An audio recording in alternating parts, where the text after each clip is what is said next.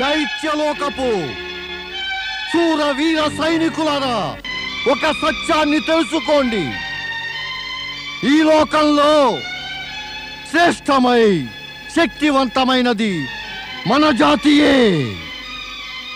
అందువల్లనే ఈ లోకంపై రాజ్యమేలడానికి మనకే, కేవలం మనకే అధికారం ఉంది.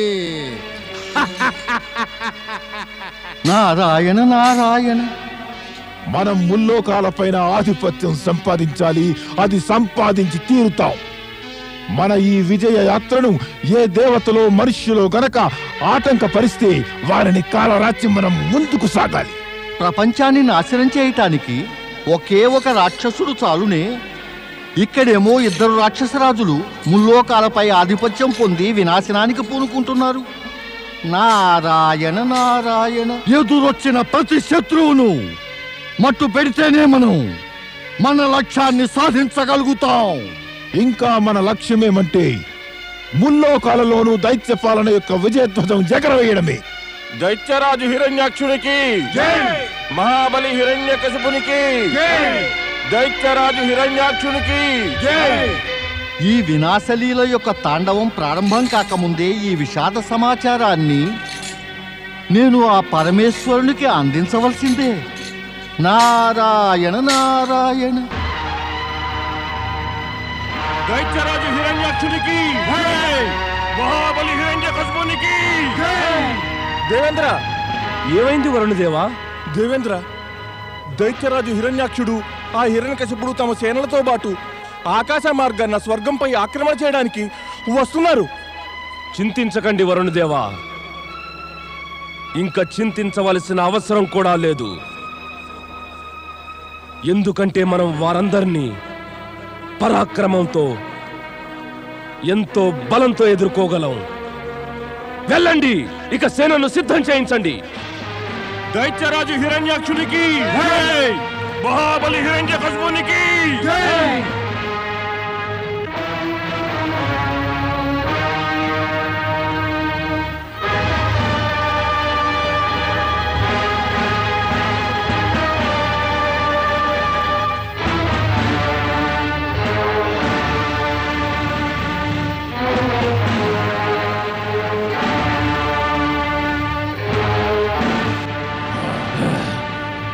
స్వర్గాధిపతి దేవతల రాజు ఇంద్రులకు,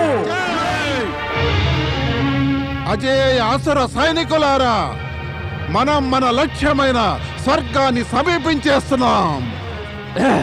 ఇక మనం స్వర్గంపై ఆక్రమణ చేసి విజయం సాధించాలి. శక్తిహీనులు, బలహీనులైన దేవతలను స్వర్గం నుంచి భూమి మీదకు పారేయండి. అసురరాజు హిరణ్యాక్షునికి దేవతలకి మనతో తలపడేంత శక్తి కూడా లేదు. వారెంతో దుర్బలులైపోయారు. స్వర్గంలో మనం ప్రవేశించే ముందుగానే వారక్కడి పారిపోతారు. అందుకని ఓ శూరవీరులారా, సాగండి ముందుకు, ఆ స్వర్గంపై ఆధిపత్యం పొందండి. మహాబలి హిరణ్యకశిపునికి ఆక్రమణ.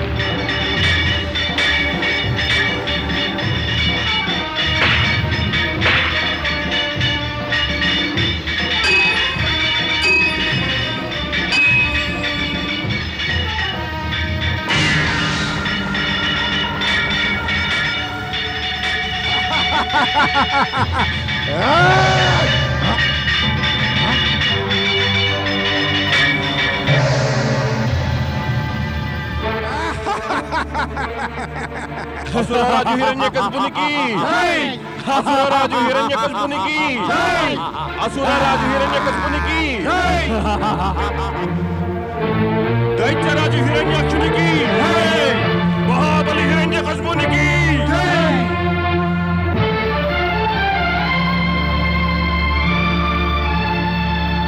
అసురరాజు హిరణ్యకశిపునికి జై! మహాబలి హిరణ్యాక్షునికి జై! అసురరాజు హిరణ్యకశిపునికి జై! మహాబలి హిరణ్యాక్షునికి జై! అసురరాజు హిరణ్యకశిపునికి జై! రా హిరణ్యకశిప, ఈ సింహాసనంపై కూర్చో. ముల్లోకాల్లో సర్వశ్రేష్టమైన ఈ స్వర్గాసనంపై కూర్చుని స్వర్గ సుఖాలన్నీ అనుభవించు. పెద్దవాడు నీవుండగా చిన్నవాణ్ణి నేను సింహాసనంపై కూర్చోవడం ఉచితమేనా? మనం ఉచితానుచిత పరిమితులను దాటేశాం హిరణ్యకశిప. నీవు మర్చిపోరాదు సుమా, మనం ఇంకా భూమిని పాతాళాన్ని కూడా జయించాల్సి ఉంది. మనమిద్దరము ఆ పనికై బయలుదేరామంటే ఆ దేవతలు మళ్ళీ వచ్చి ఈ సింహాసనాన్ని ఆక్రమించుకుంటారు. అందుచేత నీవీ సింహాసనంపై కూర్చోవటం అవసరమే. ఇక నేను ముల్లోకాల్లోనూ దైత్య సామ్రాజ్య ధ్వజం ఎగరేయాలన్న నా మాట నెగ్గించుకుంటాను.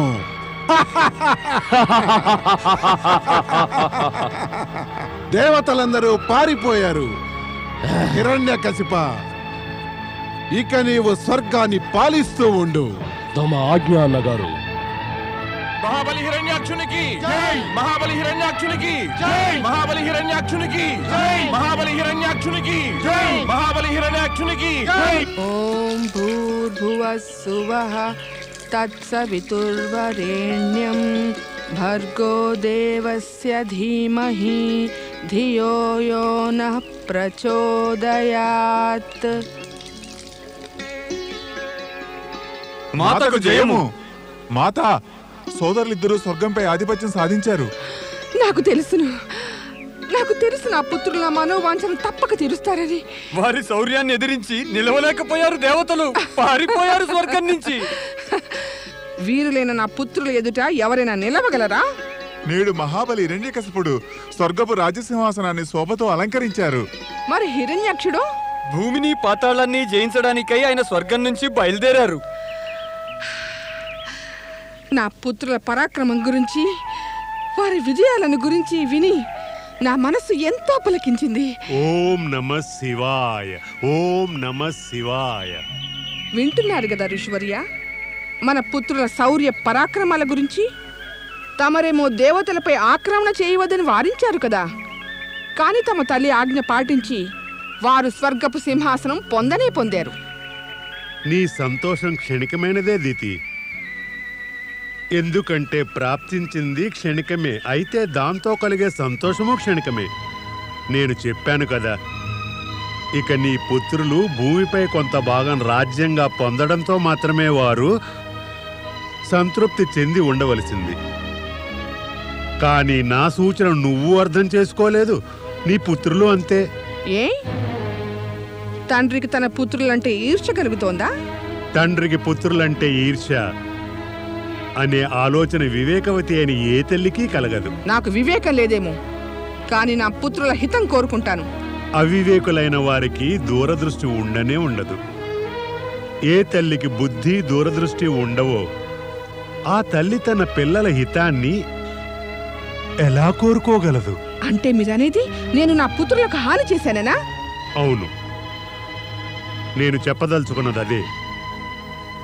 తథ్యము సత్యము నిరూపించేదేమిటంటే నీ పుత్రుల మదిలో అత్యాశను జాగృతం చేసి నీవు వారిని రాగల దుష్పరిణామాలకు గురిచేశావు. వాటి వల్ల వారికి, నీకు, నాకు, అందరికీ కష్టాలే. నీవిది మర్చిపోరాదు.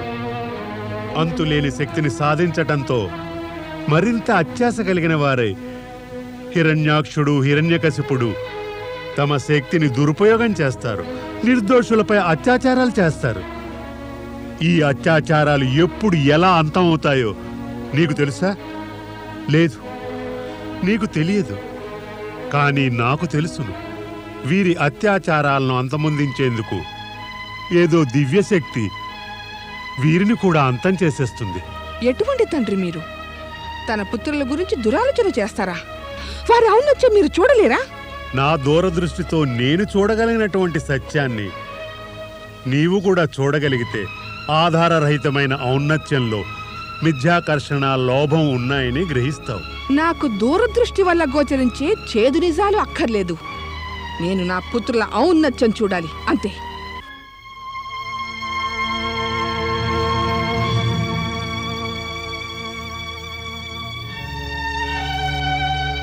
దేవేంద్రుడు దేవతలునా?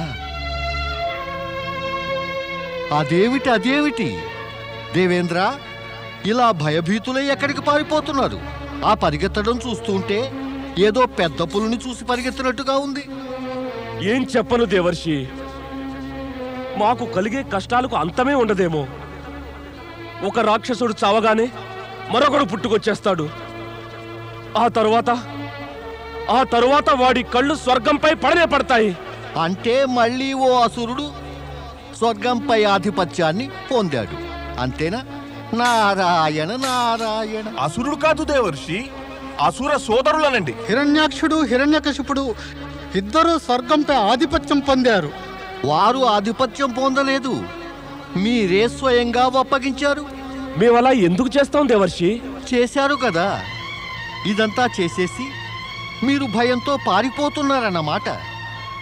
దేవేంద్ర, ఒక చిన్న పిల్లవాడు కూడా తన గౌరవాన్ని నిలబెట్టుకోవటం కోసం తన శత్రువును ఎదుర్కొంటాడు, వాడితో తలపడతాడు.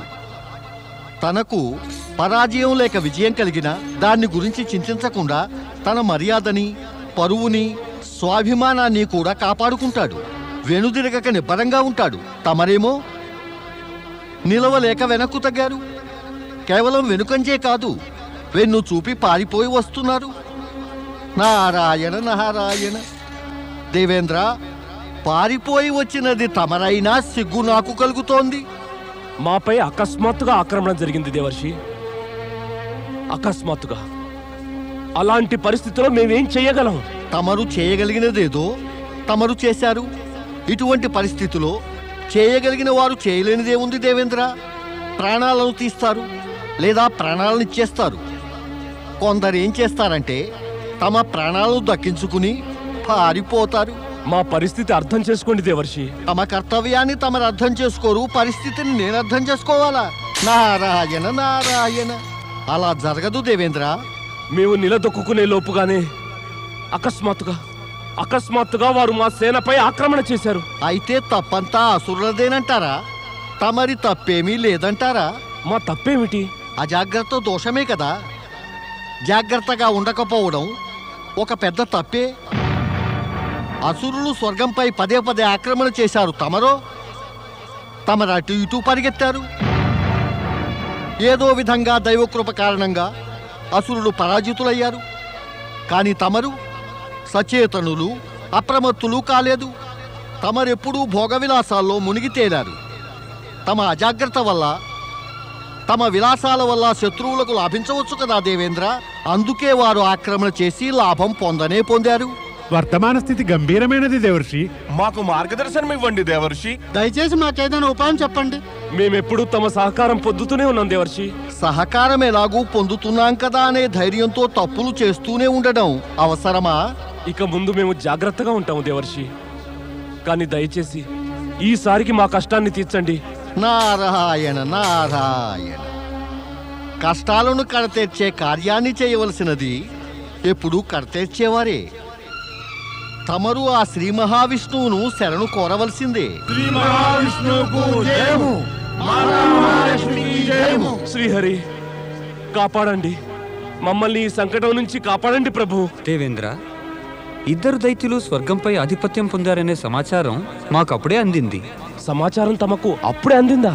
అవును దేవేంద్ర, ఈ సోదరులిద్దరూ పూర్వజన్మలో వైకుంఠలోకపు ద్వారపాలకులు జైవిజయులే. వీరు సనకాది ఋషుల శాపం కారణంగా ఈ జన్మలో దితికి పుత్రులుగా ఉద్భవించారు. ఇద్దరూ భయంకర దైత్యులే ప్రభు. వీరిద్దరూ కూడా ఎంతటి భయంకరమైన ఘోరకృత్యాలు చేస్తారంటే వాటిని చూసి ముల్లోకాల ప్రజలు వణికిపోతారు. ప్రభు, ఈ పరిస్థితిలో వారి వినాశానికి ఏదైనా ఉపాయం చెప్పండి. లేదు దేవేంద్ర, ఇంకా వీరి అత్యాచారాలు చరమస్థాయిని చేరుకునేంత వరకు మేము వీరి విషయంలో జోక్యం చేసుకోలేం. నారాయణ నారాయణ, జయ హే శ్రీహరి, జయ హే జయ హే శ్రీహరి. ఇప్పుడే తమరు అంటున్నారు చూడండి, అదే మాట పరమేశ్వరులు కూడా చెప్పారు. ఈ లీల తమదో లేదా పరమేశ్వరునిదో అది మీ ఇరువురికే తెలియాలి. విచారకర విషయం ఏమంటే శ్రీహరి, ఎప్పటికీ ఇద్దరి దుష్టుల అత్యాచారాలు చరమస్థాయిని చేరుతాయి. ఎప్పుడు తమరు అవతారాన్ని ఎత్తుతారు, మరి ఎప్పుడు వీరి సంహారం జరుగుతుంది? శ్రీహరి, ఎంతో ఆలస్యం జరిగేటట్టుగా ఉంది. మేము అవతారం ఎత్తబోతున్న సంగతి నీకెవరు చెప్పారు నారదా? నీవేదో కల్పనాలోకంలో విహరిస్తున్నావు. ప్రభు, పరమేశ్వరుని సంకేతాన్ని కల్పనకు రూపమనవచ్చునా? కాదు కాదు, ఎన్నటికీ కాదు. మరి ఆయన కోరిక అదే అయితే మేమలాగే అవతారం ఎత్తుతాం. అదెప్పుడు జరుగుతుందో అనే నిర్ణయం పరమపిత బ్రహ్మదేవుడు, ఆ శివశంకరుడు చేస్తారు. మేము వారి ఇచ్ఛానుసారమే నడుచుకుంటాం. ప్రభు, మరి మమ్మల్ని ఏం చేయమంటారు? స్వర్గం నుంచి బహిష్కృతులమై ఇక మేమేం చేయగలం? ఎక్కడికి వెళ్ళగలం? దేవేంద్ర, ఎప్పుడైతే పాపాల చీకటి ఛాయలు విస్తృతమైపోయి కష్టాలనే మేఘాల రూపాన్ని తాము ధరిస్తాయో అప్పుడు పరమార్థం కోరేవారు పుణ్యాల కాంతిని ప్రసరింపజేయడం ఎంతో అవసరమవుతుంది. స్వర్గాన్ని సంపాదించుకునేదాకా తమరు అన్ని తీర్థాలకు యాత్రలు చేసుకుంటూ ధర్మాత్ములదో లేక ఋషివర్యులదో నివాసస్థానంలో విశ్రమించండి. అక్కడ నివసిస్తూ ఆ పరమేశ్వరుణ్ణి ఆరాధించండి. ఊరికే చింతించడం వల్ల లేదా ఇటూ అటూ తిరగడం వల్ల ఏం లాభం కలగబోదు కదా. నారాయణ నారాయణ, ప్రభు చెప్పినట్టుగా చేస్తే తమకే శుభం కలుగుతుంది దేవేంద్ర. అంతా శ్రీహరిదే భారం.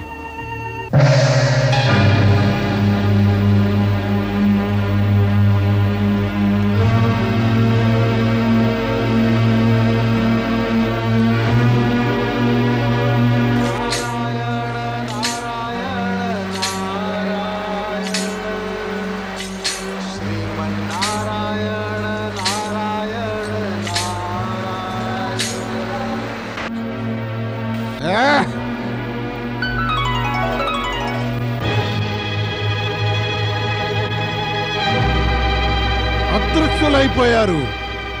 మోసం, హిరణ్యాక్షుణ్ణే మోసం చేశారు. కానీ ఎక్కడికెడతారు? నేను మిమ్మల్ని భూలోకాన, పాతాళంలో, ఆకాశాన వెంబడిస్తాను. సర్వత్రా నాకే కదా అధికారం ఉండేది. ఎక్కడికెళ్ళగలరు మీరు? శాంతించండి దైత్యరాజా, కొంచెం శాంతించండి. నీవు కోపం చూపుతున్న వారంతా వెళ్ళిపోయారు. నారాయణ నారాయణ, ఊరికే కోపాగ్ని కురిపిస్తూ నీ యొక్క ఎర్రని రక్తాన్ని తెల్లగా ఎందుకు మారుస్తావు? ఎందుకు? ఏమంటున్నావు? దైత్యరాజా, నేనేమన్నా అదంతా తమ పక్షాన దేవతలకు విరుద్ధంగాను అన్నదే. నన్ను చూసి భయభీతుడు అయి నీవు అలా అంటున్నావు నారదా? లేదు లేదు దైత్యరాజా, నాకు తమకు మధ్య భయానికేం తావులేదు. యుగ యుగాల ప్రేమ ఉంది. నేను తమకు శ్రేయోభిలాషినే. ఏమన్నా?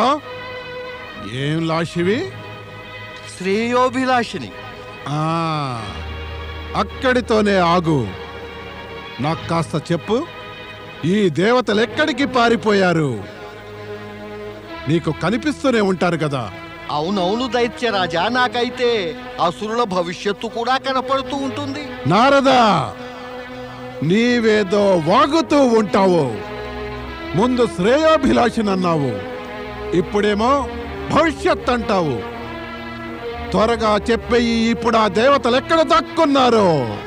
అదే నాకు తెలియటం లేదు దైత్యరాజా. కానీ నాకెందుకు ఆశ్చర్యంగా ఉందంటే, తమ వంటి మహాబలి తన హితం గురించి యోచించకుండా ఈ ఓడిపోయిన దేవతల వెంట పరుగెత్తటం ఎందుకని? మళ్ళీ అదే వాగుడా? మొదట శ్రేయోభిలాషట, తర్వాత భవిష్యత్తు. ఇప్పుడేమో పరిగెత్తడవా? నా కోపాన్ని నీవు మరింత పెంచక నారదా. అసలే నీ వాగుడి ఏమీ నాకు రుచించటం లేదు. అదీ కాక దేవతల విషయం చెప్పకుండా నీవు మాట మారుస్తున్నావు. ఇప్పుడు నా హితం గురించి నాకు ఉపదేశాలు ఇస్తున్నావా? దీని ఫలితమేమిటో నీకు తెలుసా? తెలుసు. అనవసరంగా ఎవరికైనా కష్టం కలిగించినా లేదా దురాగతం చేసినందుకు ఫలితమైన కష్టాన్నే కలిగిస్తుంది దైత్యరాజా. అయితే ఎందుకు చేస్తున్నావు ఈ దురాగతం? ప్రశ్న నాది, తమరడిగేశారు. ప్రశ్నలనెప్పుడు శక్తిమంతులే బలహీనుణ్ణి అడుగుతారు. అదే నేననేది, అదే నేను అడుగుతున్నాను దైత్యరాజా. ప్రశ్నలు ఎప్పుడూ కూడా శక్తిమంతులే అడుగుతారు. మరి తమరెందుకు అడిగారు అని. ఇంత దురహంకారమా? మళ్ళీ అదే ప్రశ్న. నేను ప్రశ్న అడుగుతాను, నీవు సమాధానమివ్వు. పరిస్థితి అప్పుడప్పుడు ఎలా ఉంటుందంటే మన ప్రశ్న ఏమిటి? తమరి ప్రశ్న? నువ్వెంతో దుష్టుడివి నారదా. మళ్ళీ ప్రశ్న వేస్తున్నావా? నాకొక మాట చెప్పు. నేను దేవతల కోసం ఎక్కడ వెతకాలి? అవసరమేమిటి వారిని వెతకటానికి? మళ్ళీ ప్రశ్న.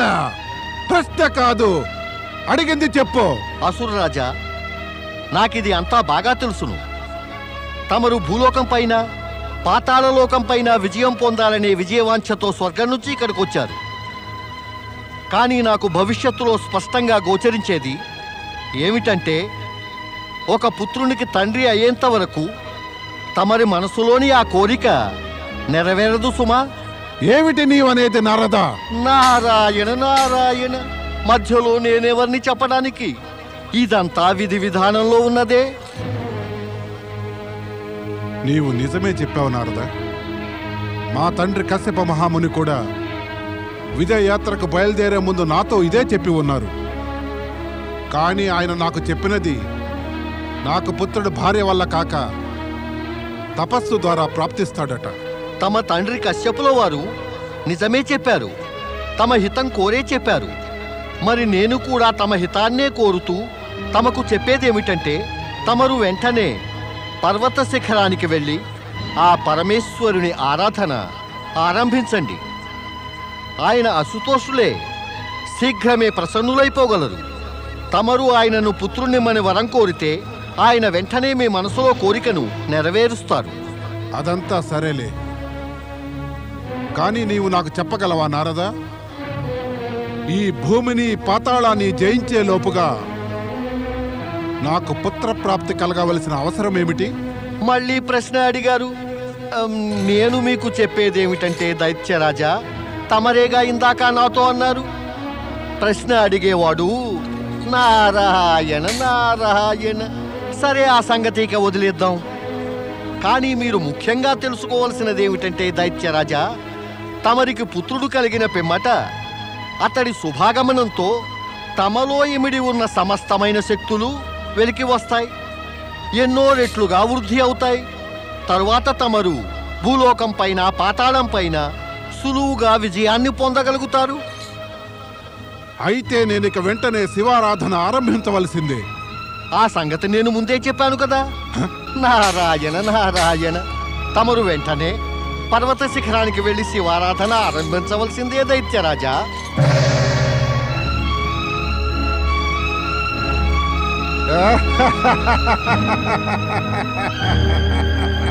స్వర్గ విజేత మహారాజు హిరణ్యాక్షుడికి, స్వర్గ విజేత మహారాజు హిరణ్యాక్షుడికి, స్వర్గ విజేత మహారాజు హిరణ్యాక్షుడికి. హిరణ్యాక్షుడు తన ప్రియమైన తల్లికి, పూజ్యులైన తండ్రికి సాదరంగా నమస్కరిస్తున్నాడు. యుగ యుగాలు ముల్లోకాలను పాలించు నాయనా. కాని హిరణ్యాక్ష, నేను విన్నది భూమిని పాతాళాన్ని జయించటానికి వెళ్ళావటగా? అవును మాత, ఆ నిశ్చయంతోనే స్వర్గం నుంచి బయలుదేరాను. కానీ నేను విన్నదేమంటే, ఒక పుత్రుడికి తండ్రిని అవ్వకుండా నేను భూమిని పాతాళాన్ని జయించలేనట. అందుచేత పరాక్రముడైన పుత్రుని పొందటానికి నేను శివుని ఆరాధించవలసిందే. శివారాధన చేయదలిచావా? చాలా మంచి ఆలోచన. ఆరాధన చేయవలసిన అవసరం ఏమొచ్చింది నాయనా? మీ ఇరువురి సోదరుల వివాహము అందమైన దైత్య కన్నెలతో జరిపిస్తాను. ఆ పిమ్మట నీకు పరాక్రములైన పుత్రులు జన్మిస్తారు. మన దైత్య వంశపు కీర్తి ఇనుమడిస్తుంది. అనవసరంగా పుత్రుల మనసుల్లో రేగే అత్యాశను నీవు పెంచబోకు దితి. దీని ఫలితం శుభం చేకూర్చదు. నేను మొదట్లోనే చెప్పాను, హిరణ్యాక్షుడి జాతకంలో సంతాన యోగం లేదు. పరమేశ్వరుణ్ణి ఆరాధిస్తే అతడికి పుత్రప్రాప్తి అవుతుంది, భార్య వల్ల కాదు. దేవర్షి నారదుడు నాకు ఇదే చెప్పాడు. పుత్రుణ్ణి పొందటానికి నేను తపస్సు చేయవలసిందేనట. నీకు ఏమైంది నాయనా? ఏదో భ్రమలో పడ్డట్టున్నావే. నీవు నా పుత్రుడు సుమా. ఈ దేవర్షి నారదుడు, ఆరాధన, శివుడు ఇవన్నీ మన మధ్య ఎలా ప్రవేశించాయి? పుత్రులకు తమ తల్లియే సర్వస్వము కదా. అందుచేత తక్కిన ఆలోచనలు కట్టిపెట్టి నీ తల్లి ఆజ్ఞను పాటించడమే ఇక నీ కర్తవ్యం. వెళ్ళి హిరణ్యకశిపుడు కూడా చెప్పు, మీ తల్లి దితి వివాహం చేసుకోమన్నదని. నేను మీ ఇరువురు కోసం దైత్య కళలను చూశాను. వెళ్ళి నా ఆజ్ఞను పాటించు.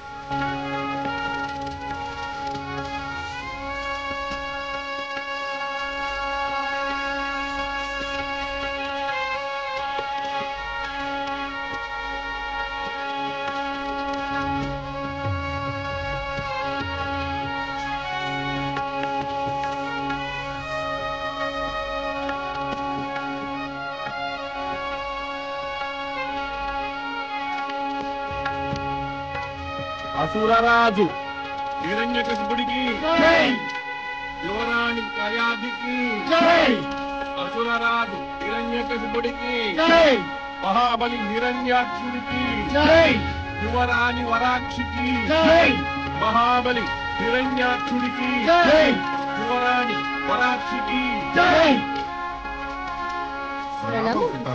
ఆయుష్మాన్ భవ. ప్రణామం మాతా. సదా సుఖాలనుభవించు. వీరపుత్రులకు మాతవు కావాలి. కళ్యాణమస్తు. సదా సుఖీ భవ. స్వామి, తమకేవైంది?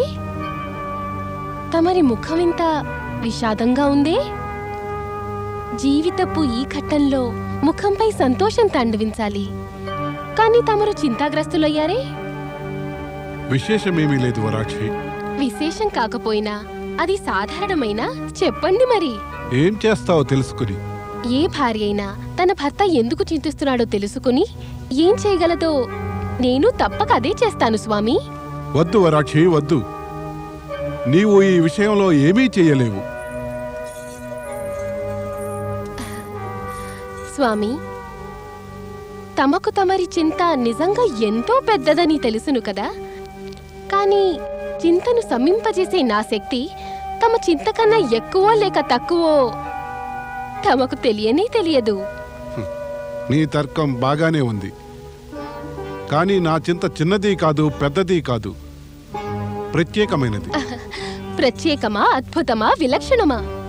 చెప్పండి స్వామి. అయితే విను వరాక్షి, మేము సోదరులం స్వర్గం జయించగానే దానవులు, మానవులు, దేవతలు, యక్షులు ఆశ్చర్యంలో మునిగిపోయారు. అది నాకు తెలుసు స్వామి. మేము మా బాహుబలంతో భూమి పాతాళాలపై ఆధిపత్యం పొందే ప్రతిజ్ఞ చేశాం. ఈ విషయాలన్నీ నాకెందుకు చెప్తున్నారు స్వామి? అవన్నీ నాకు తెలుసు. తమరు నాకు చెప్పవలసిందల్లా నాకు ఏమాత్రమూ తెలియని సంగతులే. అయితే ఓ సత్యం తెలుసుకో, అదే మాకు చింతను కలిగించింది. నేను భూమిపై పాతాళంపై విజయాన్ని పొందవలనంటే నేనొక పుత్రుడికి తండ్రిని కావాల్సి ఉంది.